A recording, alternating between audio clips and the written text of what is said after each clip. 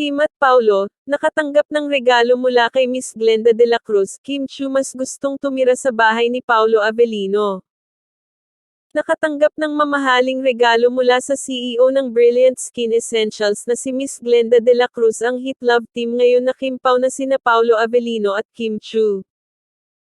Ito ay matapos ang naganap na event na launching ng pinakabagong beauty drink na Hello Melo, kung saan si Kim Chiu nga ang kinuhang endorser nito.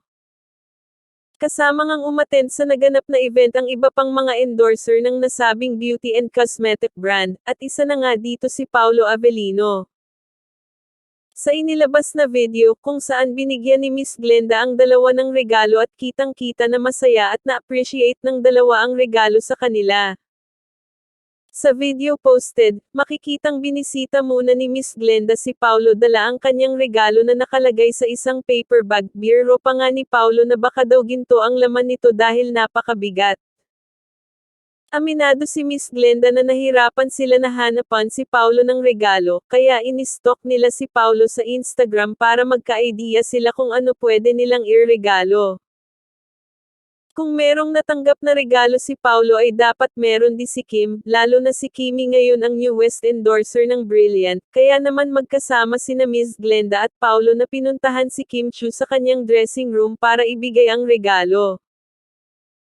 Tila nagulat at nanlaki ang mata ni Kimi nang iabot na ni Miss Glenda ang maliit na box sa kanya. Tuwang-tuwa nga dito si Kimi at nagbiro pa ito na kung ito na nga ba ang kanyang TF dahil mukhang papunta na umano sa kanyang TF ang regalo na yun sa kanya ni Miss Glenda. Dito nga sa part na ta ay nagawa pang magbiro ni Paulo na tila pinapapli daw siya ni Miss Glenda ng house and lot na gusto nito. Kay Kim Chiu naman mismo nang galing na sabi niya na okay na siya sa regalo na yun sa kanya ni Miss Glenda at sa bahay na lang daw siya ni Paulo makikitira.